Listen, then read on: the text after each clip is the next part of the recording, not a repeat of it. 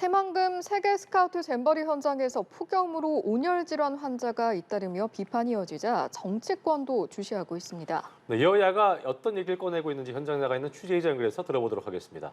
자, 이다은 기자 전해주시죠. 네, 국회입니다. 여야 모두 더 이상의 환자가 나와서는 안 된다. 대책 마련이 필요하다는 데는 일치된 목소리를 내고 있습니다.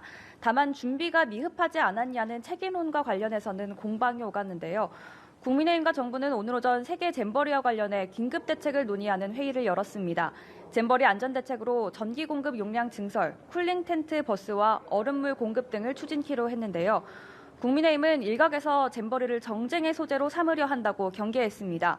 국민의힘 윤재욱 원내대표는 준비 미흡에 대한 책임을 따지거나 준비 과정에서의 시시비비를 가리는 일은 나중에 해도 늦지 않다고 말했습니다. 그러면서 새만금 잼버리는 문재인 정부에서 유치하고 윤석열 정부가 개최하는 행사인 만큼 여야와 국민 모두가 성공을 기원한다고 강조했습니다.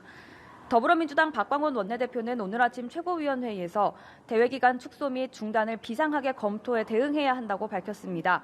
박 원내대표는 정부가 무엇보다 잼버리 진행 여부에 대해 정확히 판단해야 한다면서 청소년들의 건강을 최우선으로 삼아서 판단해야 할 것이라고 강조했습니다. 박 원내대표는 소방당국에서 행사 중단 요청이 있었는데도 개영식이 계속 진행된 것을 짚고 넘어가야 한다고도 밝혔는데요. 당시 행사에 대통령 부부가 참석하고 있었기 때문에 대통령실이 관여된 것이 아니냐는 의혹이 있었다며 사실관계를 명확히 확인해봐야 한다고 강조했습니다.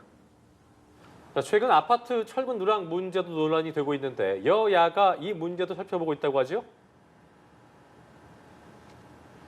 네, 여야 모두 아파트 철근 누락 문제를 중대하게 바라보고 있습니다.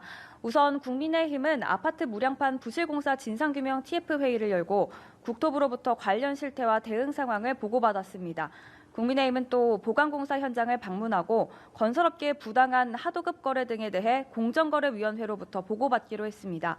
특히 국민의힘은 업계 내 잘못된 관행이나 처벌 강도 등을 검토해 법제도를 개선하기로 했습니다.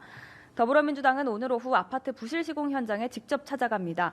앞서 민주당은 철근 빼기 아파트 문제와 관련해 국회가 책임지고 고강도 개혁을 매듭짓겠다고 밝힌 바 있는 만큼 후속 대책도 내놓을 것으로 보입니다. 지금까지 국회에서 전해드렸습니다.